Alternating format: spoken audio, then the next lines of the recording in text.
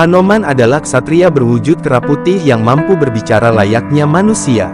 Bahkan perilaku Hanoman mirip dengan manusia yang mengerti adat istiadat. Hanoman memiliki takdir umur yang panjang yakni sejak zaman Ramayana hingga Mahabharata. Oleh sebab itu Hanoman dikenal sebagai tokoh kera sakti antar zaman. Dalam kisah pewayangan, tokoh Hanoman atau Hanoman sering juga dikenal dengan sebutan lain mulai dari Anjani Putra yakni putra Dewi Anjani, Bayu Suwu atau Bayudara yakni putra Batara Bayu, Guru Putra yakni putra Batara Guru, Yudawisma yakni panglima perang, Haruta yakni layaknya angin dan Handayapati yakni memiliki kekuatan yang besar. Selain itu Hanoman juga memiliki sebutan atau julukan lain mulai dari Palwagaseta yakni kera putih, Maruti, Prabancana, Senggana, Ramandayapati yakni putra angkat Prabu Rama dan Suwiyuswa yakni panjang usia. Hanoman juga memiliki sebutan sebagai Mayangkara atau Mayangkoro yang berarti roh suci dan gelar ini didapatkannya usai menjadi pendeta di Kendalisada.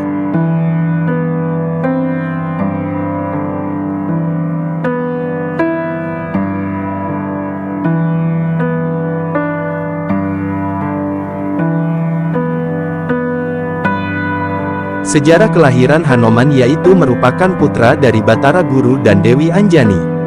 Sang ibunda yakni Dewi Anjani adalah putri sulung Resi Gotama dengan Dewi Windradi yang berasal dari pertapaan Astina, nama lain Grahastina atau disebut Eria.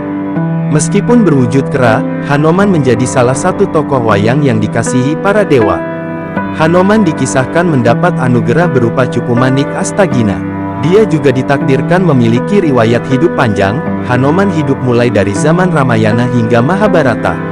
Tak heran jika ada seri pementasan wayang lakon apapun baik Ramayana atau Mahabharata maka tokoh wayang Hanoman ini sering muncul. Bahkan Hanoman diriwayatkan hidup sampai memasuki awal zaman Madya. Kesaktian yang dimiliki Hanoman antara lain dapat melakukan Tiwikrama, memiliki Aji Pameling dari Batara Wisnu, Aji Sepiangin dari Batara Bayu hingga Aji Mundri dari Resi Subali yang merupakan pamannya. Pakaian yang dikenakan oleh Hanoman melambangkan kebesaran dan kewibawaan. Busana Hanoman terdiri dari pupuk Jarotasem Engrawit, gelung Minangkara, kelat bahu sigar blibar, kampu atau kain poleng berwarna hitam, merah dan putih, gelang atau binggel Candramurti dan ikat pinggang akar mimang. Sejarah pernikahannya, Hanoman tercatat 3 kali menikah. Pada pernikahan pertama Hanoman terjadi dengan Dewi Urangrayu, putri Begawan Minalodra dari Kandabumi. Dari pernikahan Hanoman dengan Dewi Urangrayung mereka dikaruniai putra Trigangga atau Triyangga yang berwujud kera putih. Istri kedua Hanoman bernama Dewi Sayempraba, putri raksasa Wisakarma dari Goa Windu. Dari pernikahannya dengan istri kedua, Hanoman tidak mempunyai anak. Sementara pernikahan ketiga Hanoman terjadi dengan Dewi Purwati, putri Resi Purwapada dari pertapaan Andon Sumawi. Hanoman memiliki putra bernama Purwaganti dari pernikahannya dengan Dewi Purwati. Watak Hanoman dalam dunia pewayangan adalah sosok yang pemberani, membela harga diri, tahu akan sopan santun dan selalu waspada. Hanoman juga dikenal sebagai prajurit andal, pandai melantunkan lagu, teguh pendirian, kuat, tabah dan rendah hati. Riwayat akhir hidupnya, Hanoman mati secara moksa yakni raga dan sukmanya hilang di pertapaan Kendalisada.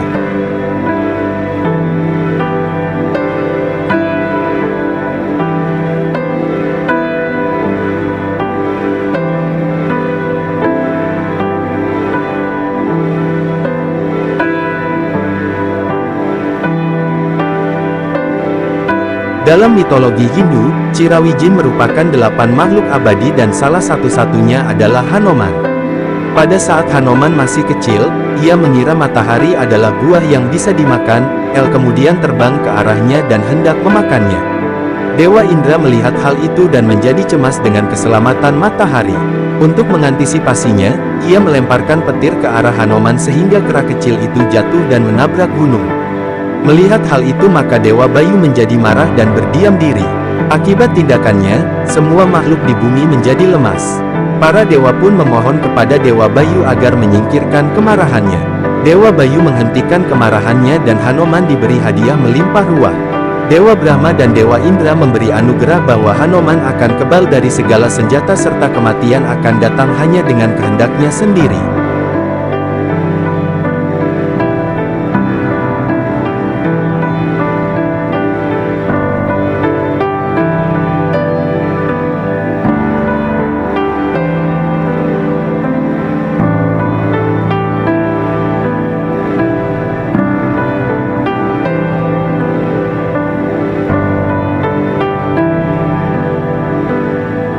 Menurut kitab Serat Pedalangan, tokoh Hanoman sebenarnya memang asli dari Wiracarita Ramayana. Tetapi dalam pengembangannya tokoh ini juga kadangkala muncul dalam serial Mahabharata. Pada kisah Ramayana awalnya Hanoman merupakan prajurit Sugriwa yang mendapat tugas untuk menyelidiki Rama dan Laksamana yang datang ke Kiskendha. Hanoman menyamar sebagai seorang Brahmana. Dari hasil penyelidikan, Hanoman merasa Rama dan Laksmana memiliki tujuan yang mulia ke Kiskendha, bukan dalam rangka permusuhan. Setelah mengenal Rama kemudian Hanoman tiba-tiba mendapat tugas penting dari Sugriwa untuk membantu Rama. Tugasnya untuk menyelidiki keberadaan Sita yang menghilang. Hanoman beserta Anggada, Nila, Jembawan dan lain-lain pergi mencari keberadaan Sita. Setelah melewati berbagai petualangan, Hanoman beserta para wanara lainnya sampai di kerajaan Alengka. Kerajaan tersebut diperintah oleh raja raksasa bernama Rahwana. Para wanara berterima kasih setelah menerima keterangan Sempati, kemudian mereka memikirkan cara agar bisa menyusup ke Alengka. Hanoman teringat akan kekuatannya lalu menyamar menjadi monyet kecil dan mencari-cari Sita. Hanoman melihat kerajaan Alengka sebagai benteng pertahanan yang kuat sekaligus kota yang dijaga dengan ketat. Juga Hanoman melihat penduduknya menyanyikan mantra-mantra Weda dan lagu pujian kemenangan kepada Rahwana. Tidak ada orang-orang bermuka kejam dan buruk dengan membawa senjata lengkap. Kemudian Hanoman datang ke istana Rahwana dan mengamati wanita-wanita cantik yang tak terhitung jumlahnya, tetapi ia tidak melihat Sita yang sedang merana. Setelah mengamati ke sana kemari, Hanoman memasuki sebuah taman yang belum pernah diselidikinya. Di sana ia melihat wanita yang tampak sedih dan murung yang diyakininya sebagai Sita. Kemudian Hanoman melihat Rahwana merayu Sita. Setelah Rahwana gagal dengan rayuannya dan pergi meninggalkan Sita, maka Hanoman menghampiri Sita dan menceritakan maksud kedatangannya. Pada mulanya Sita curiga, tetapi kecurigaan Sita hilang ketika Hanoman menyerahkan cincin milik Rama. Hanoman juga menjanjikan bantuan akan segera tiba. Hanoman menyarankan agar Sita terbang bersamanya ke hadapan Rama, tetapi Sita menolak. Ia mengharapkan Rama datang sebagai ksatria sejati dan pergi ke Alengka untuk menyelamatkan dirinya. Kemudian Hanoman mohon restu dan pamit dari hadapan Sita. Sebelum pulang ia memporak-porandakan Taman Asoka di istana Rahwana.